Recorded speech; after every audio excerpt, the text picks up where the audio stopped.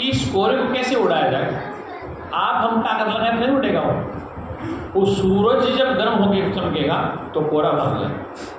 वही गर्मी होकर बादल बनता है, वो फाड़ देता है बादल। जैसे बादल ने अपने को ढका नहीं, सूर्य को ढक लिया, जिससे उत्पन्न हो रहा है उसी को ढक रहा है। सूर्य की गर्मी से बादल बना, सूर्य को ढक लिया, कोहरा उसी से बना और उसी को ढक।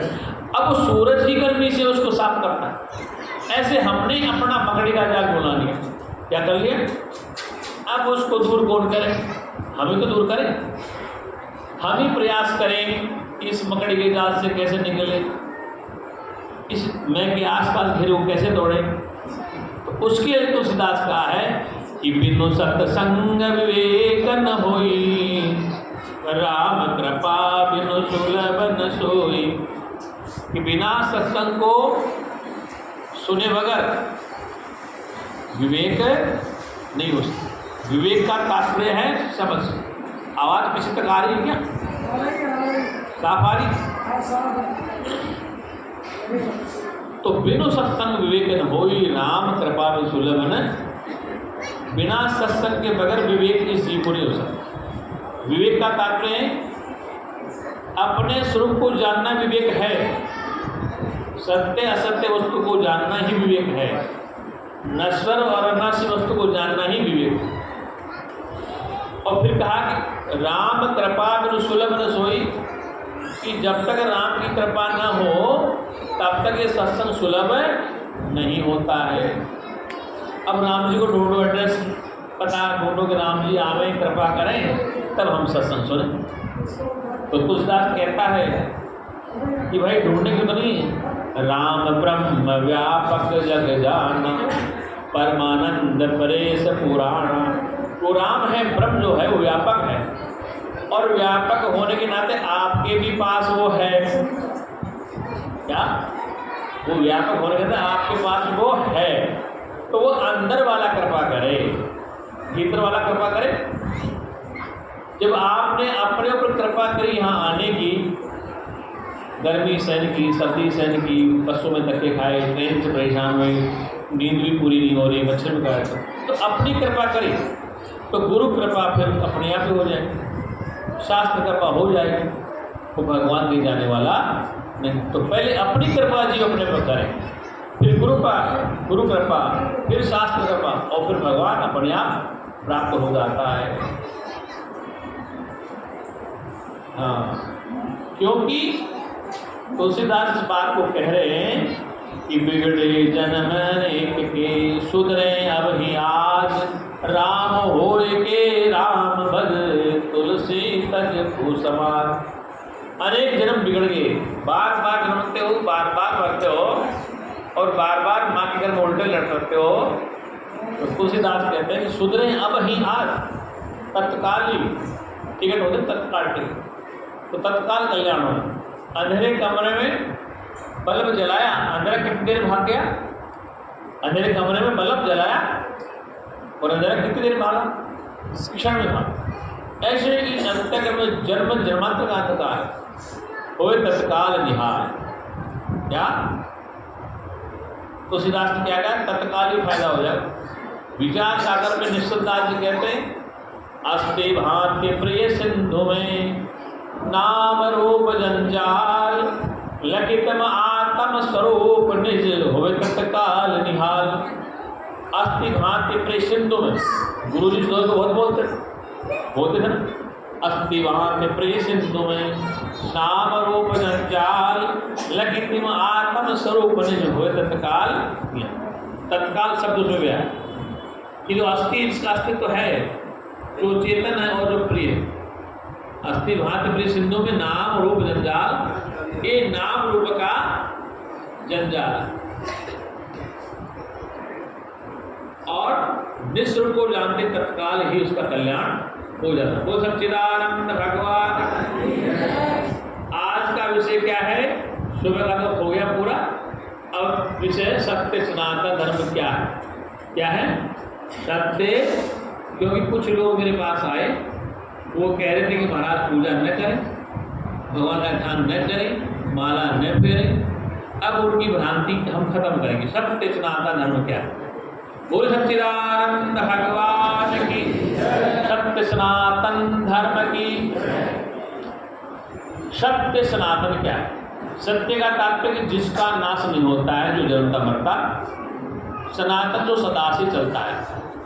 धर्म, धर्म मानी जो सदा से प्रक्रिया चलती है, उसमें कोई रद्दोबदल नहीं हो सकता। उदाहरण के लिए राम जी का अवतार कितने वर्ष पहले हुआ था? अंदाज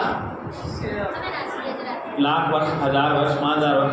भगवान कृष्ण का, बुद्ध का, महावीर का, ब्रह्मा जी का, विष्णु जी का, कृष्ण जी का और गणेश जी के जितने भी वर्ष रहे हुए।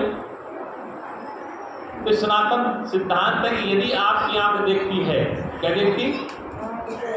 आप भी आंख से देखते हैं तो वो भी आंख से देखते हैं।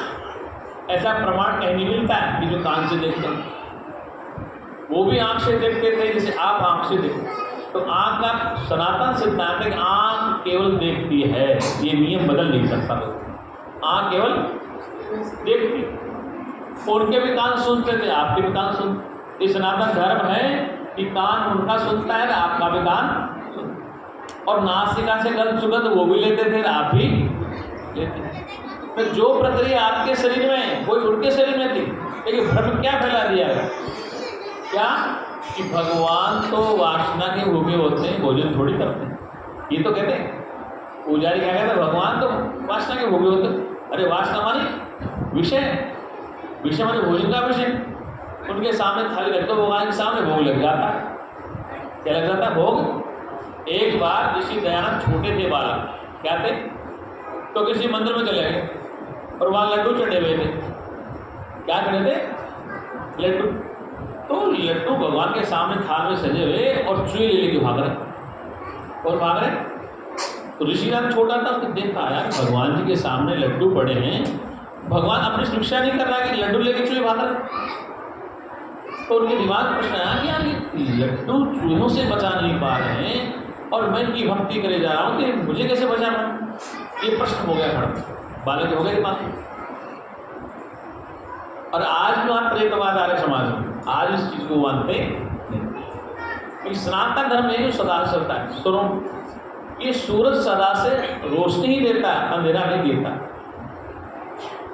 चंद्रमा रात को उदय होता है, दिन में उदय नहीं होता। मतलब रोशनी रात में पूरी आती है चंद्रमा।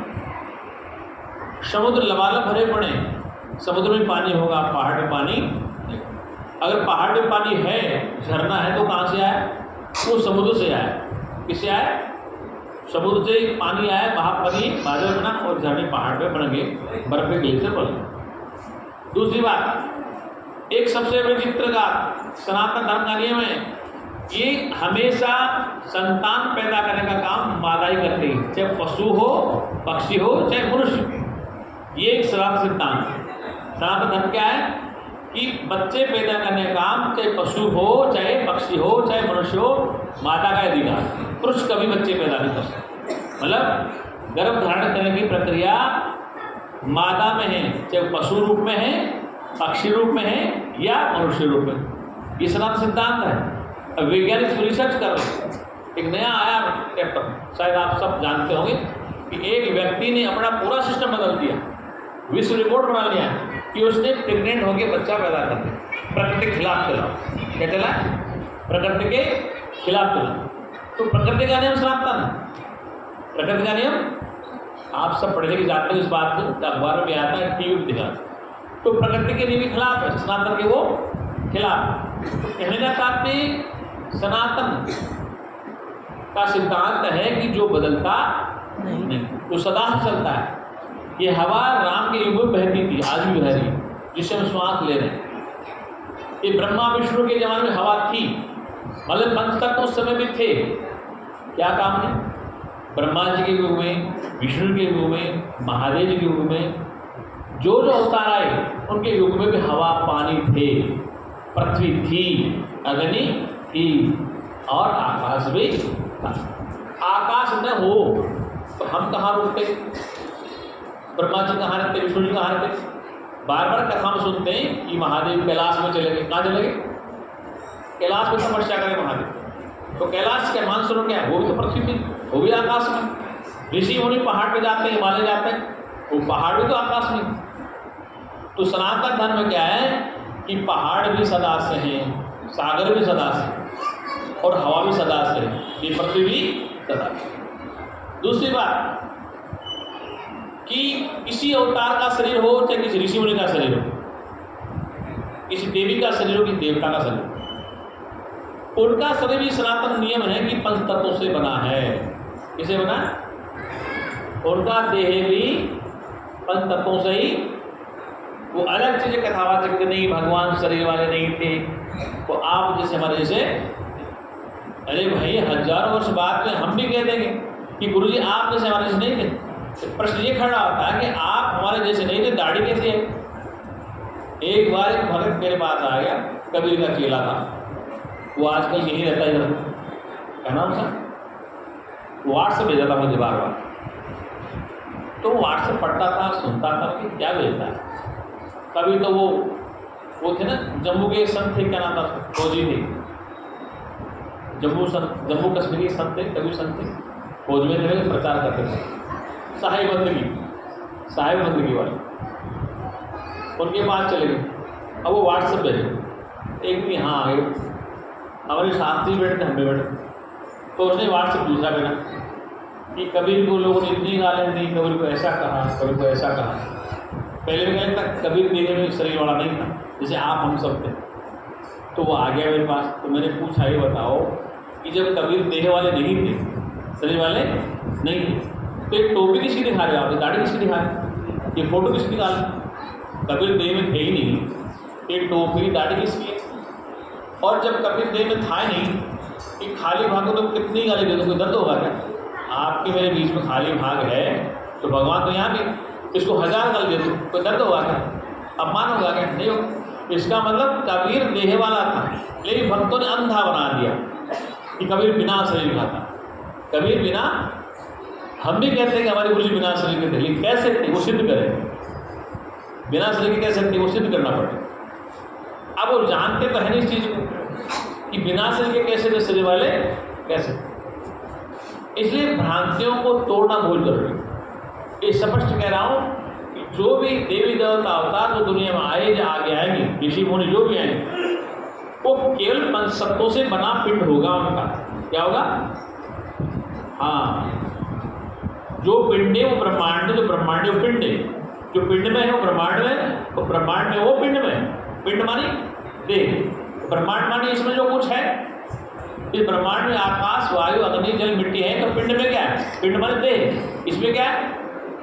तो पिंडे सुब्रह्मांडे, ब्रह्मांडे सुपिंडे। तो ये बात क्लियर होगी। इसका मतलब जितने अवतार आए, ऋषि मनीषी आए, पैगंबर आए, कि पिंड से ही बने थे, ब्रह्मांड में जो है उसी में रहते थे।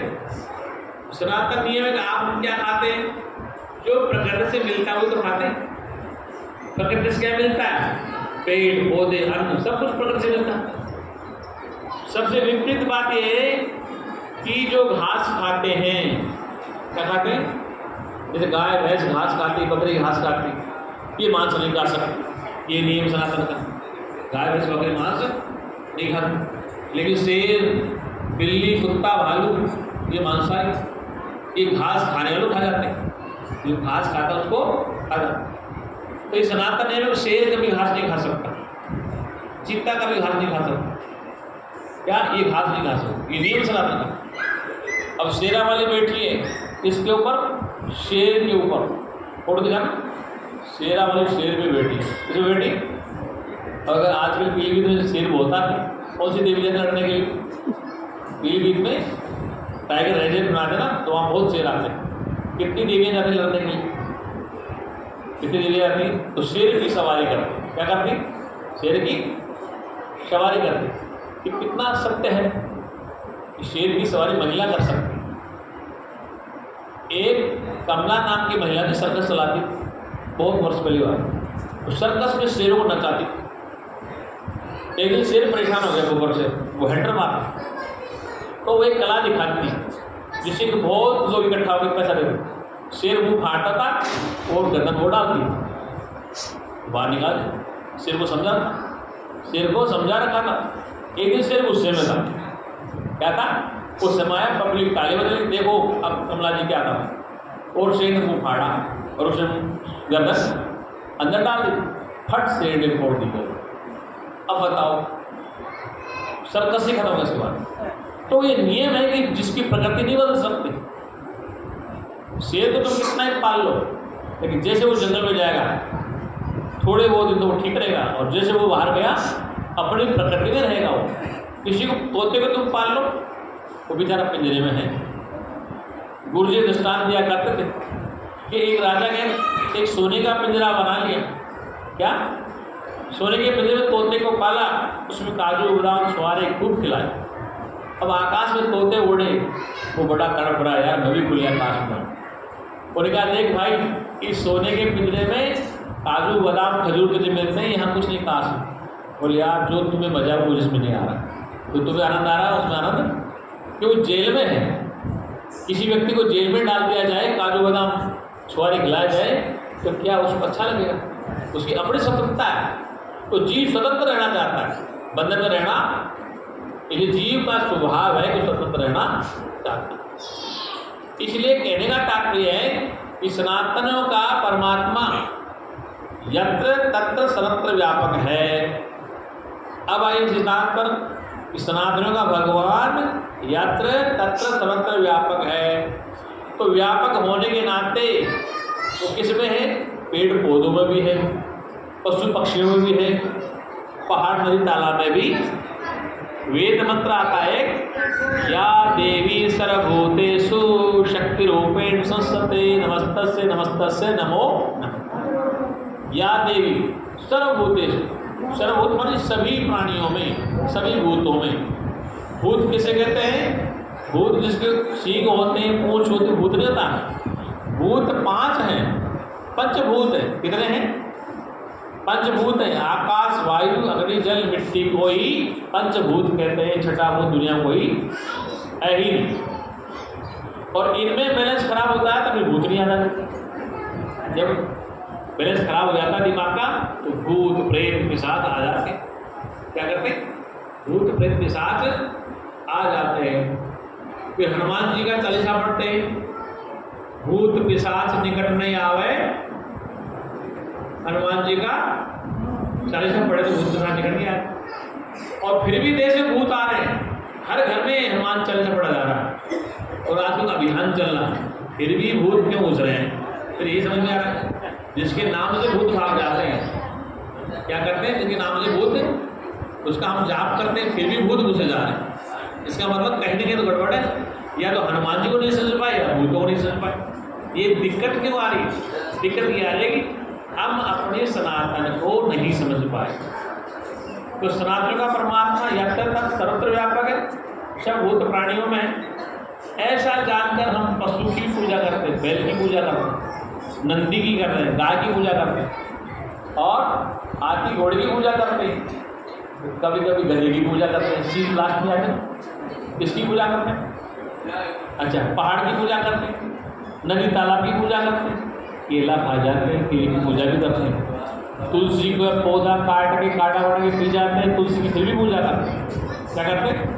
तुलसी के पौधे को काटा, पत्ते तोड़े और काटा वाटा के पी, फिर भी तुलसी की पूजा करते हैं। मतलब तुलसी के अंदर परमात्मा है, केले में भगवान है, केला भगवान। ऐसे पत्थर की पूजा करते हैं।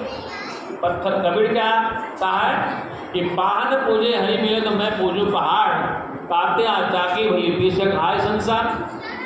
पाहन पूजे, पत्थर को पूजने से नहीं भगवान मिले तो मैं पूजू पहाड़, तो पूरे पर्वत को पूजूंगा। बोले काते चाकी भली, उसे तो चाकी अच्छी बेशक आय संसार। तो वो कहते हैं पाहन मत पूजो, पाहन में परमात्मा देखो। क्या कहो? पाहन परमात्मा, पाहन में भगवान देखो। इसलिए केले में परमात्मा, तुलसी में परमात्मा। तो फिर परमात्मा किसमें है? राम में परमात्मा है, कृष्ण में परमात्मा है, महादेव में परमात्मा है, और आप में भी क्या है? जब महादेव में वो है, कृष्ण में वही है, तो आप में कौन है? तो फिर डर किस काम में? अरे मोदी में भगवान ज्यादा आपसे या आप में बराबर? भगवान एक ही तो है, वो उसमें वो तुम में भी, बस इतना तो फर्क है। भाई उसमें भी चेतन है, आप में भी चेतन, लेकिन नहीं, ये भय है संसार, किसी भगवान ज़्यादा नहीं। इस पूरे सत्संग मोहन में बिजली है। ये लाइट कितनी रोशनी देती है, ये कितनी देती है, बिजली उसमें भी है, बिजली उसमें भी बराबर है। यंत्र कैसा काम करे, जितना बड़ा बल्ब उतनी बड़ी रोशनी, तो जितनी जितनी दिमाग काम करता है वो ऐसा काम कर ले, बाकी लाइट सब में बराबर है। क्या है, बिजली सब में। अब उसमें होल्डर कैसा है, अरे 50 वाट की ट्यूबलाइट है, रोशनी ज़्यादा दे रही, वो 10 वाट की बनी, वो कम रोशनी दे रही। क्या बिजली में भेद है? बिजली तो पूरे हॉल पर बराबर है। यंत्र किसी का मोटा, किसी का पतला, कूलर चलता है, फ्रिज चलता है, एसी चलता है, तो बिजली सब में एक है। वो यंत्र कितना खींच पाता है, फिर आपका दिमाग कितना काम कर पाता है, कितना तो समझ पाते हैं। इसलिए उनको अवतार कहा गया। क्या कहा गया? उनका अवतार कहा गया। ये अवतार आप में भेद क्या? उनकी बुद्धि तीक्ष्ण थी। क्या थी? परमात्मा कम ज़्यादा नहीं हो सकता किसी को। तीक्ष्ण बुद्धि, प्रखर बुद्धि, प्रज्ञा बुद्धि, वितम्बरा बुद्धि। इसलिए वो परमात्मा व्यापक होने के नाते सर्वत्र व्यापक है। वेद का मंत्र है सर्वम खलविदम ब्रह्म तज्जलानि दिशान्तुपासित।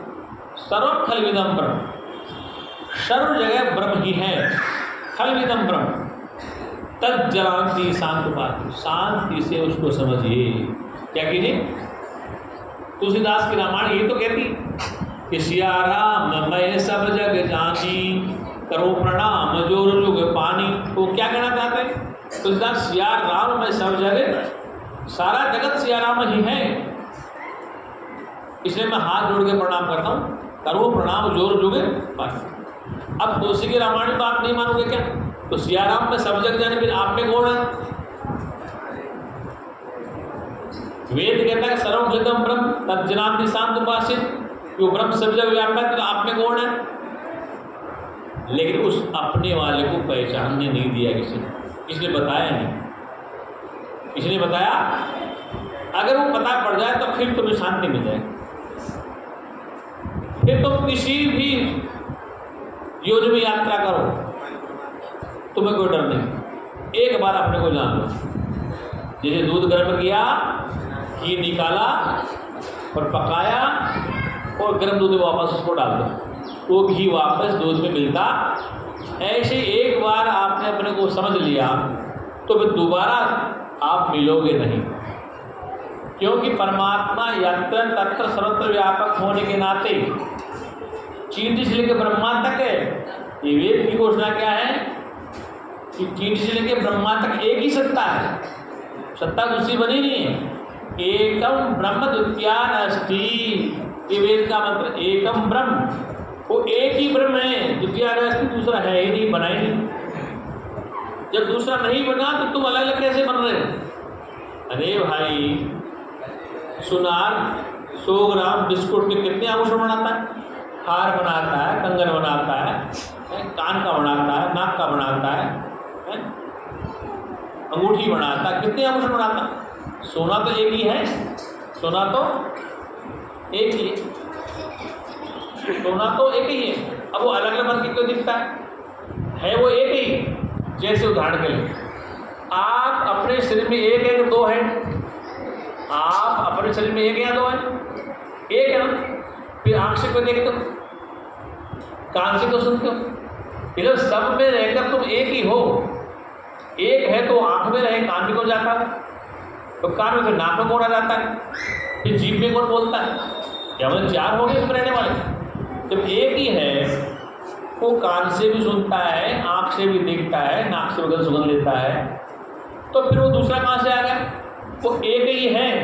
जैसे उदाहरण देते, एक छलनी है जाली लोहे वाली, उस जाली के अंदर दीप जला दो। क्या जला दो? दीपक जला दो, और फिर जाली को बाहर से देखो, फिर जाली को बाहर से देखो, जाली में जगह जगह जगह जगह रोशनी दिखाई देती। क्यों देती? तो दीपक तो एक ही, वो अलग अलग क्यों दिख रहा है? तो जाली में छेद है, इसलिए वो अलग सा दिख रहा है।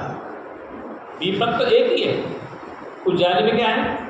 अलग अलग सा दिखता है, ये अलग, ये अलग, ये अलग दिखता है। ऐसे ही वो है तो चेतन सत्ता एक ही। इस शरीर में 10 छिद्र हैं, कितने? 10 छिद्र हैं, फिर सब में वही विद्यमान, वही सब देखता है, उसके अलावा कोई नहीं देखता। मच्छर काटेगा रात को तो कितने भक्त बन जाओ हनुमान जी के, राम जी के, तो मच्छर उड़ाना किसको पड़ेगा? भाई हनुमान जी के भक्त है, राम जी के भक्त, तो मच्छर कौन उड़ाएगा? मच्छर कौन भगाएगा? अरे हाथ ही हनुमान बन जाएगा। जब खुली चलेगी तो ये हाथ ही आपकी रक्षा करेगा। क्या करेगा? और जब श्वास नहीं आता तो हनुमान जी आ जाते हैं, राम जी आ जाते हैं। क्या आते हैं? तो आज तक जितने राम के भक्त हैं या जितने हनुमान के भक्त हैं, विष्णु के भक्त हैं या जिसकी इष्ट के भक्त हैं, तो श्वास से आज तक उनकी रोहणी सी गाड़ी थी, जो भगवान के भक्त है ना, तो श्वास नहीं निकली थी। ये सनातन का धर्म है कि श्वास आपकी सदा चलती रहती, एक दिन एक पंछी उड़ जाता है, ये श्वास के तार टूट जाते हैं। तो कितनी भक्ति करो, कितनी पूजा पाठ करो, कितना ज्ञान सुन लो, ये भी सनातन नियम है कि एक दिन श्वास को निकलना ही पड़ेगा। क्या करना पड़ेगा? निकलना ही। कैसे निकलेगा? देखो कबीर ने कहा कि कुंभ में जल है, जल में कुंभ, कुंभ में जल है, बाहर भीतर पानी, भीतर और बाहर एक ही है। जल में कुंभ है और कुंभ में जल है, भीतर बाहर पानी। और फूटे कुंभ जल जल ही समाये गति ले जाए। मटका फूट गया तो किस में समा गया? खाक था कहाँ? जल में था। गंगा जी में आप नहाने जाओ, आपने पानी का लोटा ले, क्या कहते हैं? पानी का लोटे का पानी, बाल्टी का पानी, और उसी पानी को गंगा में डाल दो, फिर निकाल के दिखाओ। उसी लोटे को पानी को गंगा जी डाल दो, फिर निकाल के दिखाओ, निकल जाएगा? नहीं निकलेगा। क्यों नहीं निकलेगा? अब उसने अपना नाम खो दिया, उसने अपना नाम और रूप खो दिया, तो वो निकलेगा नहीं। ठीक इसी प्रकार से मटका जब फूटता है उसका खाली भाग कहाँ जाता है? मटका जब फूटता तो खाली भाग कहाँ जाता है? खाली भाग अंदर है मटके में, वो फूट गया मटका तो खाली भाग कहाँ गया? चारों तरफ क्या था? खाली भाग ही था। क्या था? भीतर बाहर खाली भाग था। तो मटका फूटा तो खाली भाग में दीवारें खत्म हो गए। अब लोग क्या कहते हैं कि इसकी कुछ वासनाएं होंगी, मटके शरीर रूपी मटका में कुछ वासनाएं हैं। गुरु जी कहा करते थे, अगर रह गई कुछ वासनाएं, अगर रह गई कुछ वासनाएं, उनके लिए तुम्हें आना ही होगा। एक जग से जाने वाले इतना समझ लो, एक दिन तुम्हें जाना ही होगा। अब क्यों कहा गया है? इसलिए कहा गया है कि तुम्हारी चित्तवृत्ति ठीक रहे। क्या रहे? चित्तवृत्ति। इसे संत कहते हैं अंतमति सो गति। अंतमति, जब प्राण चल रहा हो तो आपकी मति क्या कर रही है? आपका विषय कहाँ जा रहा है? इंद्रिय क्या कर रही है? मन कहाँ जा रहा है? बुद्धि कहाँ जा रही है? मन क्या सोच रहा है? चित्त क्या सोच रहा है? जब बुजुर्ग आदमी होता है, बीमार हो जाता है, तो वैसी वैसी बातें करता है। क्या करता है? किसी बात की जिद कर ले, बार बार बोलता जाए। इसका मतलब कि अब इसका मस्तिष्क कंट्रोल से बाहर हो गया। वो वैसी वैसी बातें करेगा, बार बार ये खाऊंगा, बार बार ये करूँगा, उसको मिला, वो बेचैनी होती। क्या होती? अब समझो अंतमति से होती। अगर अंत में मति आपकी पुत्र में है, बहू में है, तो शास्त्र कहता है कि उस मति के अनुसार तुम जीव धारण कर लोगे। क्या कहता है? शरीर को धारण कर लोगे। अब ब्रह्म ज्ञान कहता है कि अरे भैया मुझे शरीर नहीं धारण करना। तत्व ज्ञान क्या कहता है? मुझे शरीर नहीं धारण करना, बस इसी शरीर में बोल दो। इसलिए कहा कि ये वासनाएं जो हैं, वासना क्या है? शब्द, स्पर्श, रूप, रस और गंध, 5 वासनाएं। क्या है? वासना कितनी? 5। अरे खाने के लिए वासना कि लड्डू खाने की इच्छा करे, ठंडा पानी पीने की इच्छा करे, अच्छे पेट पे देखने की इच्छा करे, तो ये भी तो वासना ही। मतलब स्त्री पुरुष का संबंधी वासना नहीं है। वासना अनेक प्रकार की, 5 प्रकार की वासना। आंखों से सुंदर पेड़ को देखना, हिमालय को देखना, झरने को देखना, झरना भी सुंदर लगता है, कितना सुंदर झरना बना, कितने सुंदर फूल, तो वो भी वासना है। इसलिए आप अंतिम समय में वासना को ठीक रख ले। क्या क्या संतों ने एक उपाय बताया कि अंत में तुम भगवान का नाम जपते रहना। क्या कहते रहना? अंत में भगवान का नाम, कि जिसने कभी ब्रह्म ज्ञान सुनाई नहीं, जिसको तब तो वो तो हुआ ही नहीं, लेकिन अजामिल जैसे खुरापात के लिए भगवान ने कहा है कि नारायण नारायण जपते रहना, इसलिए तुम्हारी चित्तवृत्ति ठीक रहे। गोकर्ण जैसे लोगों के लिए नहीं कहा, धुंधकारी के लिए कहा, धुंधकारी के लिए कहा गया है कि धुंधकारी ठीक ठाक नहीं था, इसलिए उसको कथा सुनानी पड़ी। ऐसे अजामिल, सजन कसाई, गणिका, जितने लोग थे ये ठीक ठाक नहीं थे, इसलिए महापुरुषों ने इसको रास्ता बताया कि कुछ बदल जाए, क्या हो जाए। लेकिन हमारे गुरुदेव कहते थे कि तुम जो कुछ करो, कर रहे हो, तुम्हारे कर्म से मुझे कोई लेन देन नहीं। डॉक्टर किसी के कर्म से कोई लेन देन नहीं, उसको दवा देके मरीज को ठीक करना, क्या करना। तो गुरुदेव कहा कि जो तुम व्यापार करते हो, दुकान चलाते हो, खेती बाड़ी करते हो, क्या करते हो, कर्म से कोई लेन देन, लेकिन तुम मेरी बात सुन लो, क्या कर लो, तो मेरी बात समझ लो, सुन लो, और सुनने के बाद बोझ लो। और तुम चाहे कितने सदावान हो, सच्चरित्रवान हो, रोजाना पूजा पाठ करते हो, लेकिन यदि परमात्मा को नहीं जाना तो पूजा पाठ भी तुम्हारा कल्याण करने वाली नहीं है। क्यों नहीं है? क्योंकि आपने सत्य को अभी समझा ही नहीं है। पूजा पाठ को सत्य माना है, मंत्र को सत्य माना है, माला जाप को सत्य माना है, मूर्ति को सत्य माना, लेकिन अपने को कभी सत्य स्वीकार नहीं किया है। ऐसा पूजा पाठ भी तुम्हारा कल्याण नहीं कर सकता। कुछ समय के लिए आप शांत हो सकते हैं, मन की वृत्तियाँ रोक सकते हैं, लेकिन जब तक अपने को नहीं जानो तो फायदा क्या है। इसलिए अपने को जानना बहुत जरूरी है, अपने को जानना। अरे विवाह होता है, पंडित जी मंत्र पढ़ते हैं, शादियों का खर्चा होता है, सब कुछ होता है। पति पत्नी को न जाने और पत्नी पति को न जाने तो शादी का महत्व क्या हो, तो महत्व होता है। भाई पत्नी पत्नी से परिचित न गए, पति पत्नी को न जाने, शादी का महत्व क्या रहा, तो है। जीव जब भगवान को न समझे, भगवान जीव को न समझे, तो जीवन का महत्व क्या है। पति पत्नी को ठीक न समझे, पति पत्नी को ठीक न समझ पाए, तो शादी को औचित्य नहीं। ऐसे ही जीव ब्रह्म को ईश्वर को न समझे, जीव ब्रह्म को ईश्वर को न समझे, तो उसके जीवन का कोई औचित्य नहीं। इसलिए उसको समझना ही पड़ेगा। क्या करना पड़ेगा? उसको समझना ही पड़ेगा। अगर आपकी पत्नी आपको न जाने न समझे, तो आप क्या चाबी दे दोगे घर की? मालकिन कैसे बनाओगे? जब उसकी श्रद्धा है, समर्पण है, तभी तो चाबी दे आपने घर की, ये दे दोगे? क्यों दोगे? क्योंकि वो आपके प्रति समर्पित है, आप उसके प्रति समर्पित है। तो दोनों में श्रद्धा, विश्वास, निष्ठा है, तो उसको आपने घर की चाबी, होना चाबी कैसे मिल जाएगी?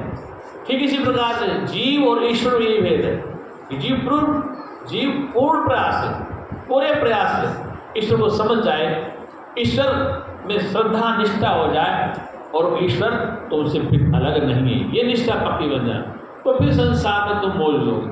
क्या करोगे? मौज लोगे। इस संसार में शुभ कर्म करते करते भी अशुभ कर्म हो जाते हैं। अरे भाई, आप भंडारा कर रहे हैं, संतों को भोजन करा रहे हैं, यात्री भोजन कर रहे हैं, क्या सभी भंडारे संतुष्ट हो जाते हैं? भाई आप 300-400 लोग, 200 लोग जो यहाँ हैं, रोजाना भंडारा होता है, रोजाना चाय नाश्ता होता है, सबकी कंप्लेन अपनी अपनी है, सबकी अपनी कंप्लेन है। क्या? नमक ज़्यादा है, चीनी ज़्यादा है, चटपटा ज़्यादा है, कच्चा रह गया, खट्टा रह गया, रोटी कच्ची हो गई। और ये यज्ञ चल रहा है, ज्ञान यज्ञ चल रहा है, चल रहा है, उसमें लंगर भी चल रहा है, लेकिन लंगर सबके पसंद का नहीं बन सकता। क्या बन सकता है? घर में तुम्हारे दुकानें खुल गई आजकल, बेटा कुछ खाता है, बहू कुछ खाती, पोता कुछ खाता, तो होटल हो गए।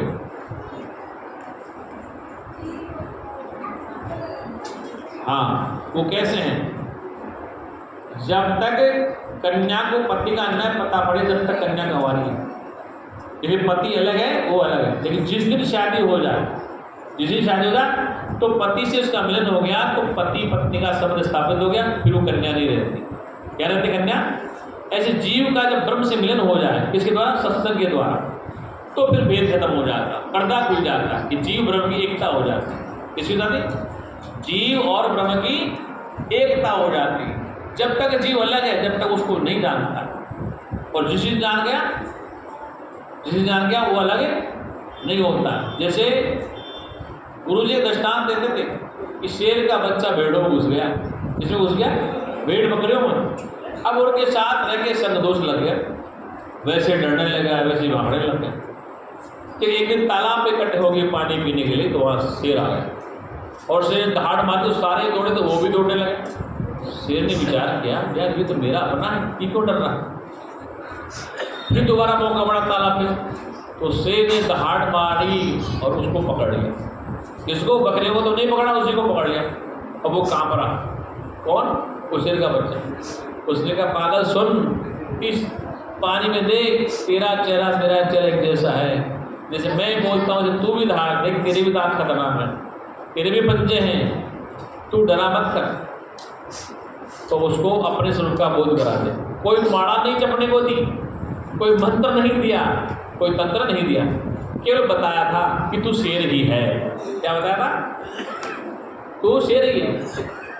लेकिन क्या हुआ? भेड़ों में बकरियों में रहने से वह संग दोष में आ गया। आपने क्या हुआ? यही हुआ, थे तो तुम चेतन स्वरूप ही, लेकिन शरीर के साथ संबंध, परिवार के सबके साथ संबंध बना लिया और उसको भूल गई।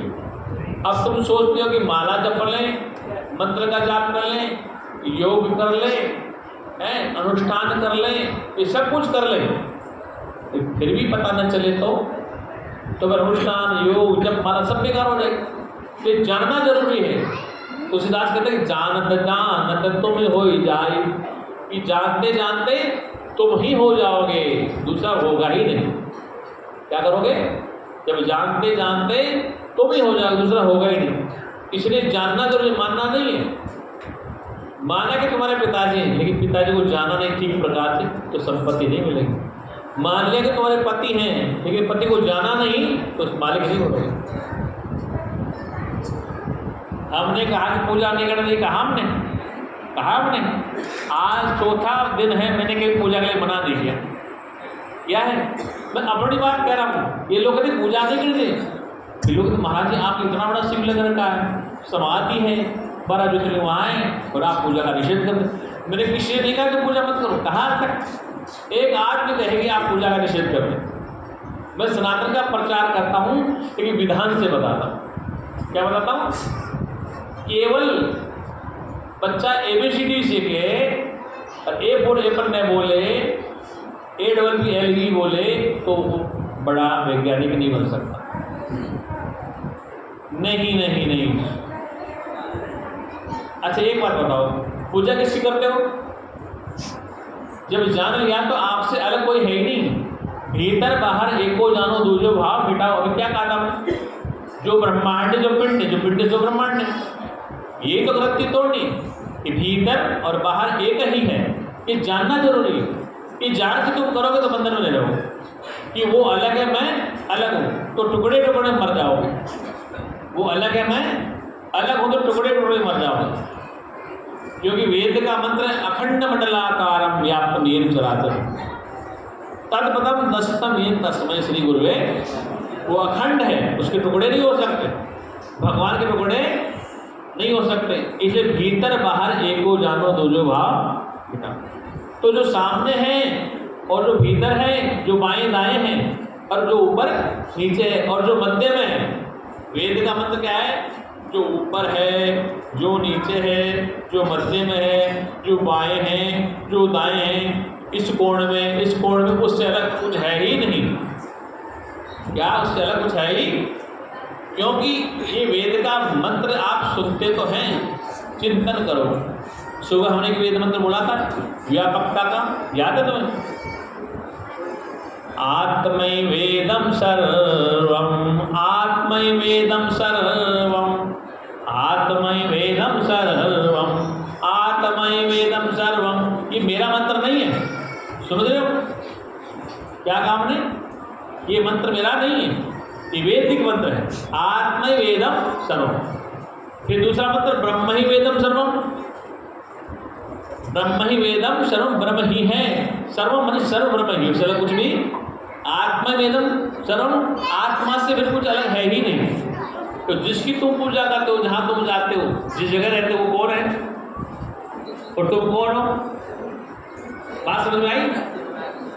जिसकी तुम पूजा करते हो, करने वाला और सुनने वाला, आरती करने वाला, आरती सुनाने वाला, भोग लगाने वाला, भोग खाने वाला, दो नहीं होते।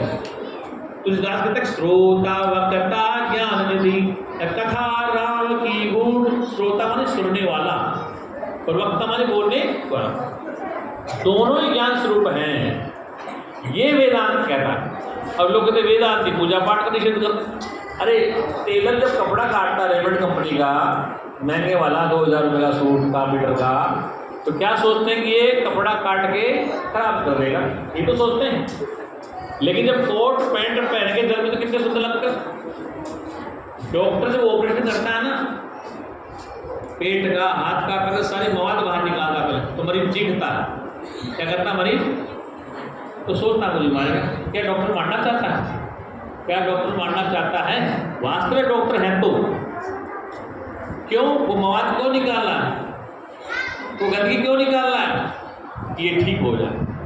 इसलिए ब्रह्मज्ञानी पहले मवाद बाहर निकालता है, चीर फाड़ करता है, तो लोग चिल्लाते ही क्या होगा, और जब ठीक हो जाए तो रोग खत्म हो गया।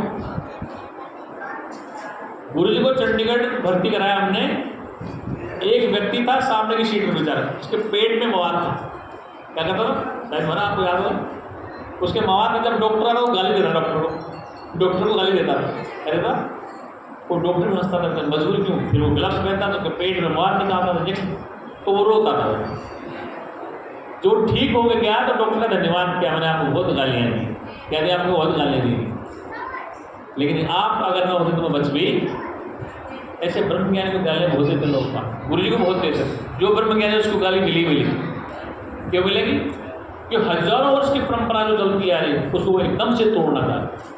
क्या करना चाहता?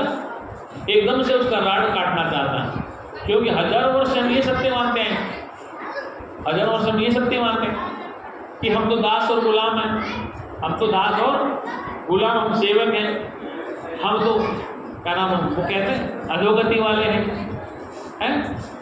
दीनहीन हैं, हम तो गरीब अबला हैं। अरे भैया वेद की बात तो सुन लो।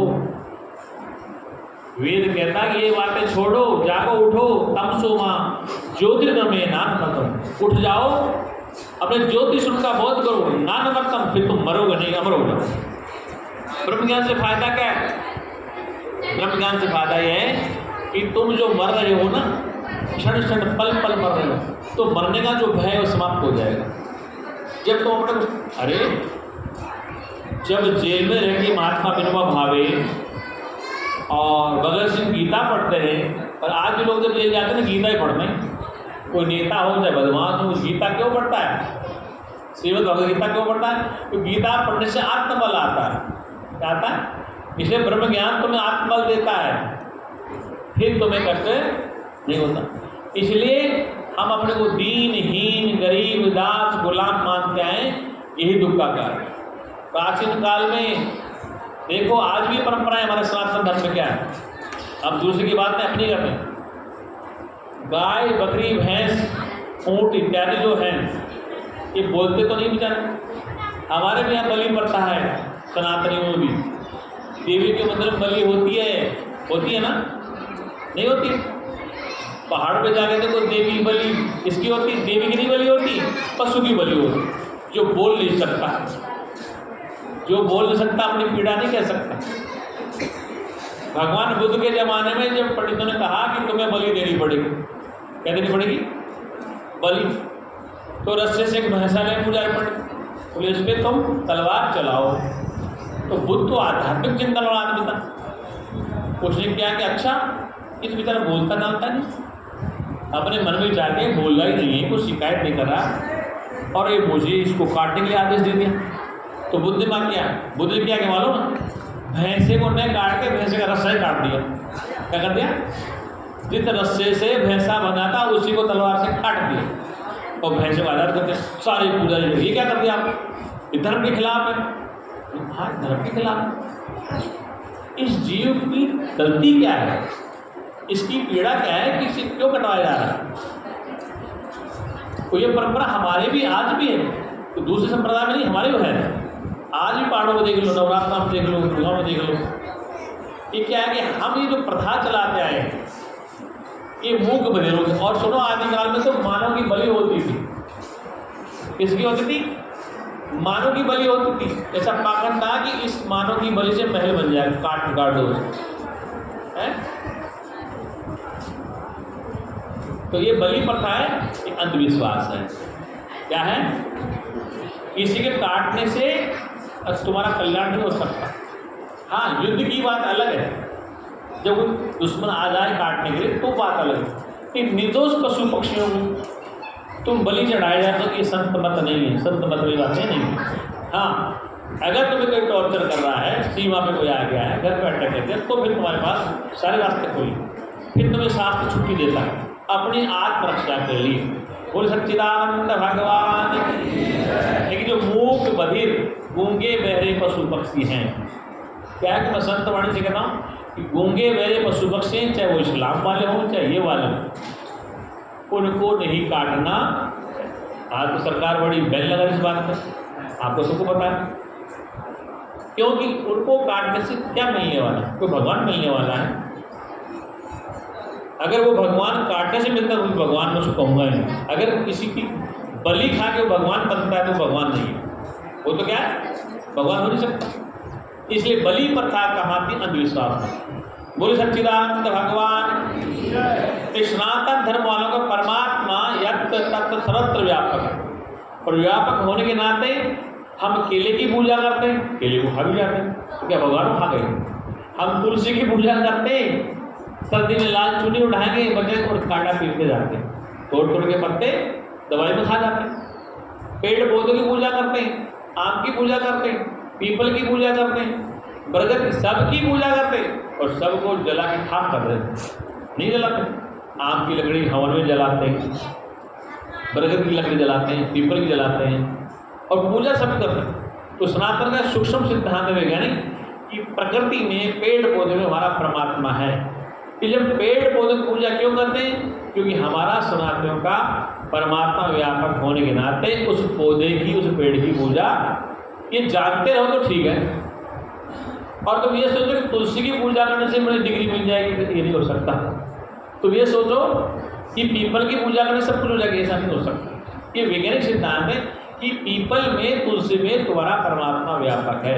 इसलिए हम पूजा किसी करते हैं? अपने परमात्मा करते हैं, हम अपनी ही पूजा करते हैं, दूसरे की नहीं करते। ये माता मैंने समझ ली इस बात को? नहीं समझ रही?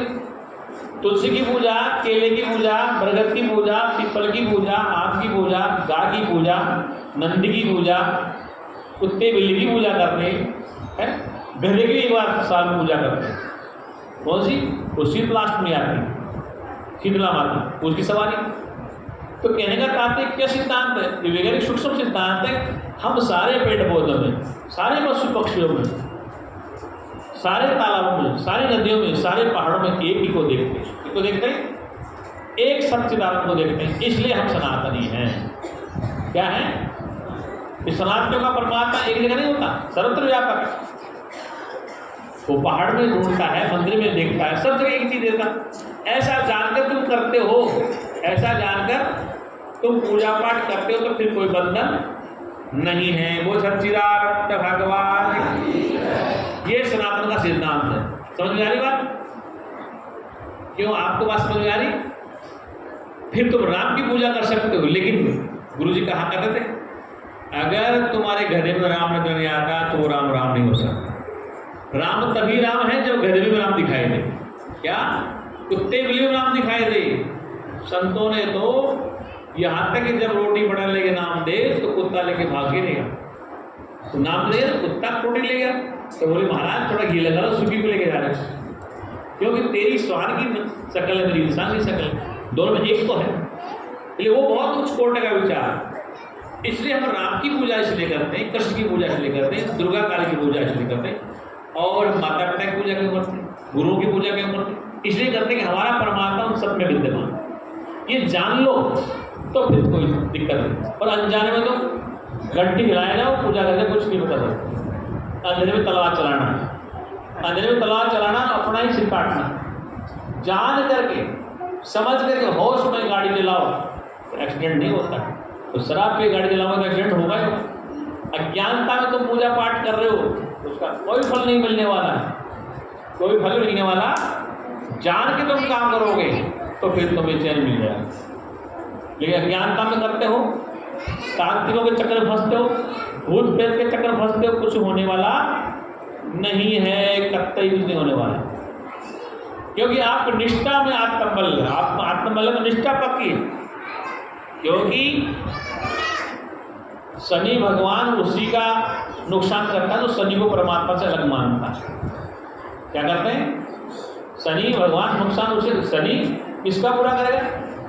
क्योंकि परमात्मा व्याप्त होने के नाते ज्ञानी उसमें अपने में एक ही देखता है, तो शनि भगवान ज्ञानी का बुरा नहीं कर सकता। तो ज्ञानी मोए अति प्यारा, ये राम की वाणी है, ज्ञानी मोए अति प्यारा, ज्ञानी मुझे अति प्रिय है। और कृष्ण भगवान कहते हैं कुछ ज्ञानी के चरणों की रज तो मैं मेरे मस्तक में अनुलेपन करता हूँ, मतलब मस्तक में लगाता हूँ। कुछ ब्रह्म ज्ञानी के चरणों की रज भली पैरों की धूल को मेरे मस्तक में लगाता हूँ। क्यों लगाता हूँ? वो मुझे अति प्यारा, वो मुझे तत्व से जानता है, वो तत्व है जानता है, इसलिए मैं उसकी चरण रज को अपने मस्तक में लगाता हूँ। वो सच्चिदानंद भगवान की। ये सनातन सिद्धांत समझ में आ रहा? ऐसा जानकर तुम तो करते रहो और तुम जानते तानते कुछ हो नहीं, गण गण गण गण गण करे जाओ मंदिर में बैठे। क्या करे जाओ? एक बार रेगिस्तान में यात्रा करा था यात्री, तो रास्ते में पानी की कमी है रेगिस्तान, उसको प्यास लगी, ये मकान दिखाई दिया, तो जगह यहाँ पानी मिलेगा पीने के लिए। वहाँ बैठे तो एक सेठ जी बाड़ा जप रहे, राम राम राम राम राम राम राम राम राम राम राम राम राम बाड़ा जप रहे। आप उसने कहा महाराज नमस्कार, मैं पानी पीना चाहता हूँ, प्यास लगे। बोले बैठ जा, किसी इंसान को आ जाने थे। फिर वो राम राम राम राम राम राम राम राम चालू कर, आधी घंटा हो गया, उसको गला सूख रहा है। महाराज मुझे प्यास लग रही। अरे किसी इंसान को आने दे। तो क्या बोलता राही, थोड़ी देर के तू इंसान बन जा, थोड़ी देर के लिए तू इंसान बन जा, मैं सामने प्यासा हूँ और तू राम राम राम राम करा और मेरी जान निकल जाए, तो थोड़ी देर तू इंसान बन जा। तो ऐसी माला जपने से, ऐसी पूजा करने कोई फायदा नहीं कि सामने आदमी प्यासा पड़ा है, क्या खड़ा और तू भगवान को ढूंढ रहे। हरि व्यापक सर्वत्र समाना प्रेम के प्रकट हुए मैं क्या, तो तुम माला जप रहे हो और सामने प्यासा पड़ रहा है जिंदा परमात्मा, क्या, और तुम माला जप रहे हो। तो ऐसी माला नहीं। इसे कबीर ने कहा कर का मन का डाल दी मन का मन का, ये हाथ की माला है, इससे फायदा नहीं, मन की माला को ठीक कर। ये मन के मणि है ना, इस मन में शुभ विचार अशुभ विचार आते जाते रहते हैं, संकल्प आते हैं, विकल्प आते हैं, लेकिन तुम साक्षी हो, जानने वाले, तुम दृष्टा हो, तुम साक्षी विभू हो, तो फिर तुम्हें चैन मिल जाएगा। ऐसा जानने से तो फिर कल्याण हो जाएगा, और वरना अज्ञानता में पूरा ये ज्ञान नहीं हो सकता। हाँ, इसलिए वेद कहता है तत्त्वमसि, तू चेतन स्वरूप तू ही तो है। प्रज्ञानम आनंद ब्रह्म, प्रज्ञानम ब्रह्म, ज्ञान स्वरूप चेतन जीव ही ब्रह्म है। क्या है? एम आत्मा ब्रह्म, ये आत्मा तेरी मेरी अलग थोड़ी, ब्रह्म है। फिर कहा अहम ब्रह्मास्मि ब्रह्म नहीं तो अब मैं कौन हूँ, शरीर नहीं हूँ, फिर शुद्ध चेतन आत्मा। वो सच्चिदानंद भगवान। ऐसा जानकर तुम रहोगे संसार में तो तुम्हें कोई कष्ट नहीं होगा, कोई दुख नहीं होगा। वरना तो नवरात्र में देवी के चक्कर लगाओ तो देवता के चक्कर लगाओ, भैरव के चक्कर लगाओ, कुछ नहीं मिलने वाला। मिलेगा तभी। अरे भाई माला जपे जपे पूरा जीवन चला गया, पूजा करके पूरा जीवन चला गया, अभी तक भगवान समझ में नहीं आया, तो फिर फायदा क्या है सब पूजा करने से? बात यह है कि वो समझ में तो आना चाहिए कि माला क्यों जप रहे हैं, पूजा क्यों कर रहे हैं, हनुमान चालीसा क्यों पढ़ रहे हैं, इसके पीछे राज तो है। भाई हम रोटी क्यों खाते? भूख मिटने के लिए। पानी क्यों पीते? पास बुझाने के लिए।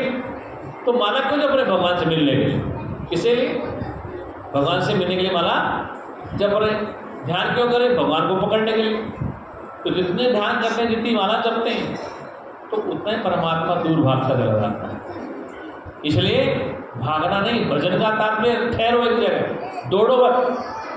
भजन का मतलब दौड़ना नहीं, न बस एक जगह ठहरो और बैठ करके विचार करो, कोहम मैं कौन हूँ, कोहम मैं कौन हूँ, मैं कहाँ से आऊँ। जब तक तुम्हारी यात्रा सोहम तक न पहुँचे, कोहम से सोहम तक न पहुँचो, तब तक जीव का कल्याण नहीं हो सकता। कोहम मैं कौन हूँ, मैं कहाँ से आऊँ। जिस दिन गुरु के द्वारा पता है सोहम वो मैं ही तो हूँ, वो चेतन स्वरूप जीव, प्रज्ञान स्वरूप मैं ही तो आत्मा। फिर सामने वाला कौन है? तत्त्वमसि अहम ब्रह्मास्मि, अयम आत्मा ब्रह्म, प्रज्ञानम ब्रह्म। ये वेद की घोषणा है। वो सच्चिदानंद भगवान। समझ में आ रही बात? कुछ कॉन्सेप्ट क्लियर हो गए, फिर भी नहीं होते, फिर भी नहीं होते। बार बार बहु काल करो सत्संगा, बहुत काल तक सत्संग श्रवण करो, तब जाके बात समझ में आती। बिना सत्संग सुने समझ में नहीं आती है। इसलिए अगर किसी को बुरा लग रहा हो मेरी बात का तो अच्छी बात है, क्योंकि मास्टर वही होता है जो डंडा मारता है, ठीक कर देते बात। और मीठा मीठा बोलने वाला, कल्याण करने वाला कड़ी दवा इलाज करती है, और मीठी दवा इलाज बच्चों को मीठी दवा दी जाती है, समझदार को कड़ी दवा दी जाती है। इसलिए ये कड़ा जो है तो तुम्हें पीना ही पड़ेगा। ये कड़वी बातें तो तुम्हें सुननी पड़ेगी। क्यों सुननी पड़ेगी? बातें कड़वी नहीं है। बातें कड़वी होती तो वेद बात ऋषि मुनि कहते ही नहीं। मतलब बातें तो मीठी हैं, लेकिन हमें सुनने को नहीं मिली, इसलिए कड़वी लग रही है। हमें सुनने को नहीं मिली, इसलिए कड़वी लग रही है। और जिसने सुना है वो तो माला माल है। वो सच्चिदानंद भगवान।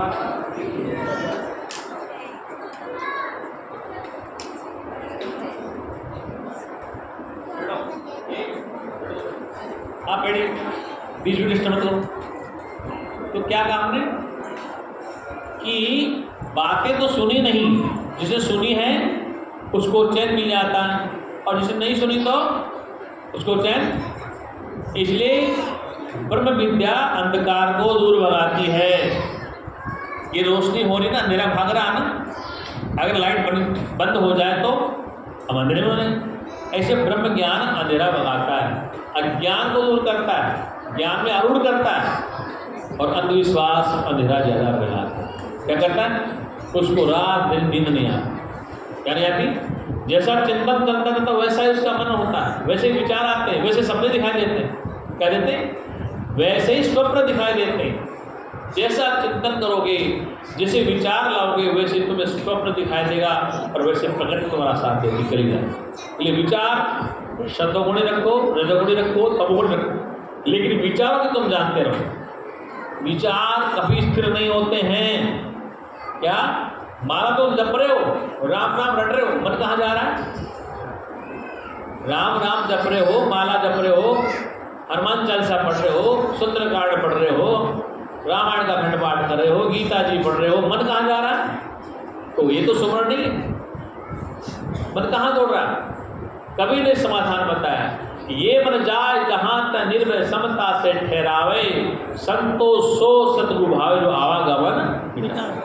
ये मन जहाँ जाता है जाने दो, जहाँ जाएगा जहाँ है ब्रह्मचर्य किंचित मात्र कुछ अलग नहीं है। आप ढूंढने चलो अच्छे सुलझे हुए इंसान को। एक बार एक संत महात्मा ज्ञानी थे, तो प्रचार करते थे। किसी बात पे लोगों को गुस्सा आ गया, तो उनका खास चला था, वो भी फूल मार रहा है। तो बोले तुमसे तो उम्मीद नहीं थी, ये बात तुमसे तो उम्मीद नहीं थी। इसलिए सत्य बात को सुनना चाहिए। बिना सुने बगैर चैन और शांति प्राप्त नहीं हो सकते। इसलिए सनातन का सिद्धांत समझ में आया।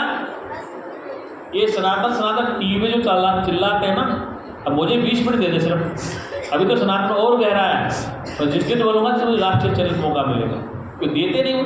सनातन रट लगाए बैठे, सनातन ये है, सनातन का संस्थापक नहीं। वास्तव में सनातन प्रकृति का ही धर्म है। ये सूर्य क्या करता है? सदा से उदय हो रहा है, तो कब तक चलता रहेगा? किसने बनाया इसको? वो बनाना कहाँ बैठा है? चंद्रमा किसने बनाया? कहाँ बैठा है बनाना? ये आकाश पृथ्वी पाताल किसने बनाया? कहाँ बैठा है? लोग कहते हैं ब्रह्म अलग है, भगवान कोई और है। क्या है? अरे भाई वो बहुत से लोगों में रहता है। जितने लोग तो वैज्ञानिक ढूंढ रहे हैं, मंगल ग्रह को ढूंढ लिया, चांद को ढूंढ लिया, और ग्रह देखे जा रहे हैं, अभी तो भगवान मिला नहीं। और वो इंसान उठता जा रहा भगवान को। ये नर ही नारायण है, नर ही नारायण। इतने लोग लोकार्थ हैं, उनमें खोज कौन कर रहा है? आज मंगल ग्रह में आदमी गया, चांद पे चला गया, और अंतरिक्ष में शटल घूम रहे हैं। कुछ जमाने थे, विमाने थे, ऐसे अंतरिक्ष शटल है अंतरिक्ष, उसमें कि वो क्या कर रहे हैं? परिक्रमा कर रहे हैं पृथ्वी की बार बार। वैज्ञानिक 6 महीने आकाश में रह रहे हैं, ढूंढ रहे हैं भगवान मिल जाए। ये वो कौन है? वो भगवान तुमसे हमसे अलग नहीं है। 6-6 महीने तक वैज्ञानिक ऊपर रहते हैं, भारत के वैज्ञानिक, बाहर के वैज्ञानिक 29 में घूम रहे हैं, जहाँ तक हनुमान जी नहीं पहुँच पाए, आज तक राम जी भी नहीं पहुँच पाए, ऐसी अंतरिक्ष यात्रा कर रहे हैं। तो कौन है ये? इंसान के रूप में नारायण है। किसके रूप में? इस इंसान के रूप में नारायण है, नारायण के बाहर भीतर नहीं। बोल सच्चिदानंद भगवान। हर उलझन सुलझाती गुरु ने, हर उलझन सुलझाती,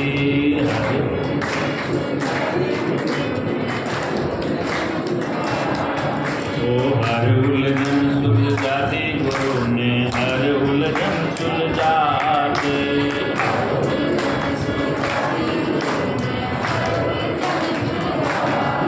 मेरी बिगड़ी बात बनाते गुरु ने,